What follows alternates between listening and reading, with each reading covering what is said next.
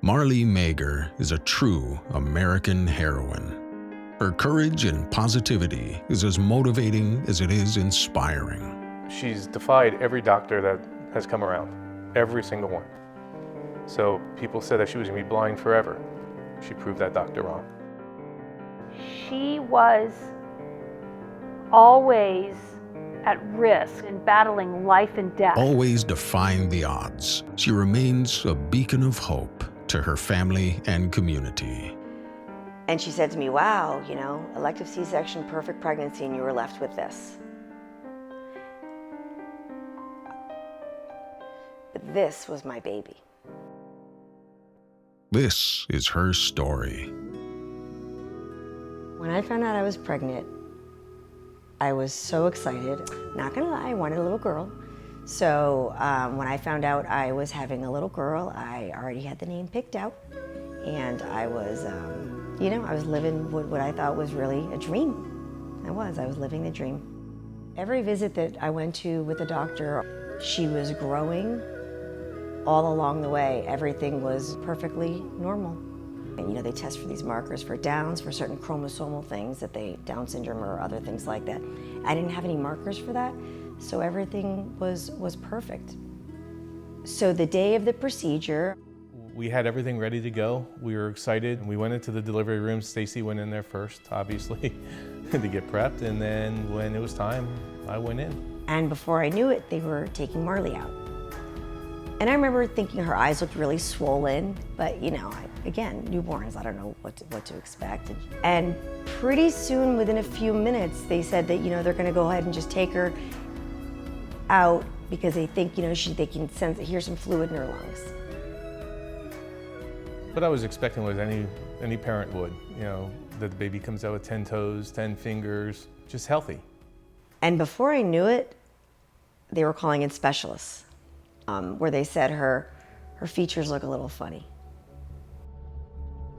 Then they were bringing in cardiologists. Then they brought in what they called a nephrologist for kidneys, a gastroenterologist, geneticists. Every hour when I'm watching all of these doctors kind of huddle together and whisper and clearly try and figure out amongst themselves what was going on, I could tell the doctors were so confused, and they would use this word anomaly.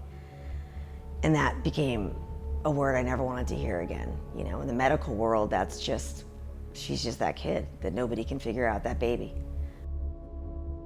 They were finally able to do an MRI and a CT scan because they were pretty confident there was something neurological going on in her brain.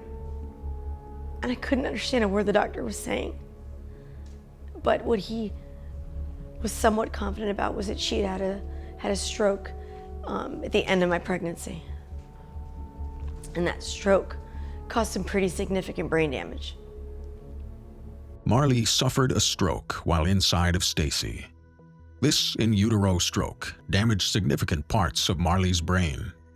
The portions that were damaged reside in the cerebellum, which controls her movement, motor function, and vision.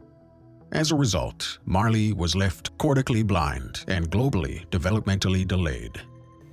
The first couple of months of Marlee's life at home, it was filled with questions, charts, appointments, and then the medical bills started coming in from the hospital, which I just watched them just pile up. And make appointments with these specialists. A lot of these specialists, there's a wait just to get in. Stacy and Jeff learned that Marlee has a rare genetic disease characterized by hemangiomas, or bumps throughout the body.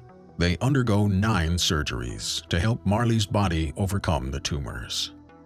So roughly around 16 months old, she had a seizure and was rushed to the hospital.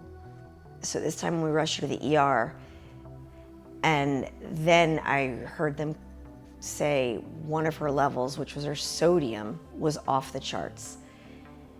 And apparently the people that regulate the sodium and certain things are endocrinologists. So the endocrinologist comes in and says, A very, very, very, very high serum sodium. Probably one of the highest sodium levels I'd ever seen in a baby or in any child. That led us to the diagnosis of diabetes insipidus and ultimately also panhypopituitarism. Because her sodium was so high, they had to start putting fluids in her to give her the water. And then they started introducing some other words, cortisol and all these other things that she doesn't produce because of her endocrine problem, which is part of the brain damage in one of her glands. So it's a very difficult dance in terms of the medication and what she is able to eat or drink. Marley probably spends about 50% of her childhood coming and going from the hospital. And sometimes Stacy would have to bring her to the hospital. Sometimes it was 2 or 3 times a week. And I have to say that in anyone else's hands, I'm not sure that Marley would have survived. I realized I probably had to get some help with me. So, when you talk about special needs kids, they always talk about getting therapy. And, they throw around the word physical therapy, speech therapy, occupational therapy, which to me, it's that job. What is that? I started inquiring with the insurance companies and figuring out how I can get her these services. And get denied. I would get denied for in-home speech therapy because I was told that Marley could swallow. Can't everybody swallow? My kid's not talking. She's 3. She is completely nonverbal. She is just babbling like a baby. A baby. Yeah, but she can swallow, so medically, she doesn't really need the services. People were suggesting for kids like Marley something called hippotherapy. I had no idea what hippotherapy was. Hippotherapy is horse therapy. It was incredible. You notice a change like that. They put her on a horse. So picture yourself on a horse with no core, there's no stability. But sitting on a horse, they made her sit up. That a horse's gait or the walk is the closest simulation to a human's walking pattern.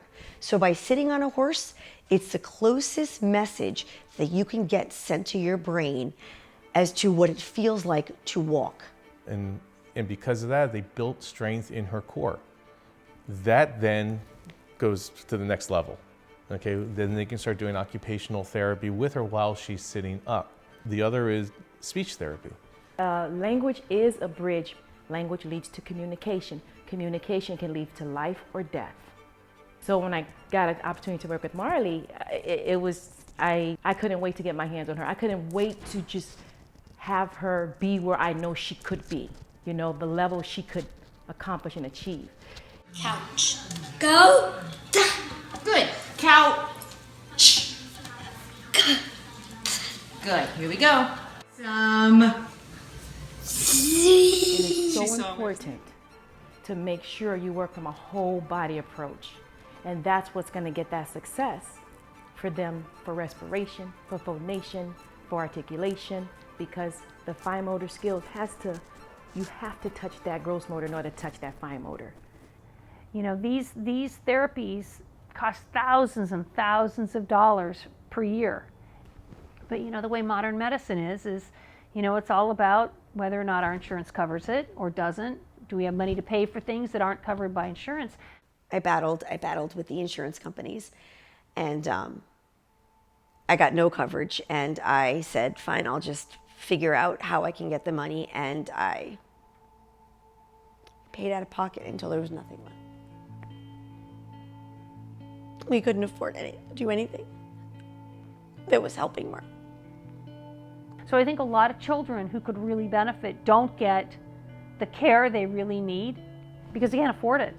And really every child really deserves to get as much as we can give them to help them do the best they can. And I was talking to one of her therapists, and she said to me, why don't we see if we can do something to raise some money so Marley can get some of these services? And I was, I was a little taken aback because my whole life I wanted to help others, and we didn't know how to ask. And I looked at her, I said, I don't think I can do that. And she looked at me and she said, you don't think you can do that? You're gonna not give Marley what she needs because you're not gonna ask for help. And that's when his switch flipped. And I said, oh my gosh, I'm gonna get some help. And I called her dad and he said, we're gonna do something. Let's do something. And that was the beginning of Marley's Milestones. With help from friends, family, and community partners, Stacy and Jeff start Marley's Milestones and raise enough money to cover the surmounting medical bills and Marley's therapies for 1 year. And after that first year, we decided to take whatever we could and scholarship other kids and sponsor other kids and give to these organizations that are hands-on, that dedicate and devote themselves to kids like Marley. And if we can make that small difference, and my gosh, give a handful of people hope, then we've done something. Marley has somehow developed an ability to get through all this. As I have watched her grow up, it's really remarkable how amazingly well she does. You know, she doesn't just have conversations in English. She has conversations in Spanish. I'd say she is the closest thing to a miracle she's the closest thing to a miracle I've ever seen. She really is. She really, really is. So it took Marley 5 years to say mama, but it happened with speech therapy. Marley is 13. She's almost taking some steps independently with no assistance. That happened with physical therapy. Marley is feeding herself independently. That took probably 11 years. That was with occupational therapy. Marley is doing all of these things because of her therapies. I want to do that for more kids. There are so many out there that aren't getting the therapies and are also told, we don't think we can help you. Through donations and partnerships, Marley's Milestones has been able to help sponsor 13 special needs children. To date, they have raised over $350,000 in much-needed therapies and care. With the help of these therapies and your support, Marley's been able to reach these milestones. With your continued support, let's help these other kids reach their milestones. Thank you for coming. Thank you for coming. Good night. Good night. For more information about Marley's Milestones and to donate, contact Stacy Mager or Jeff Mager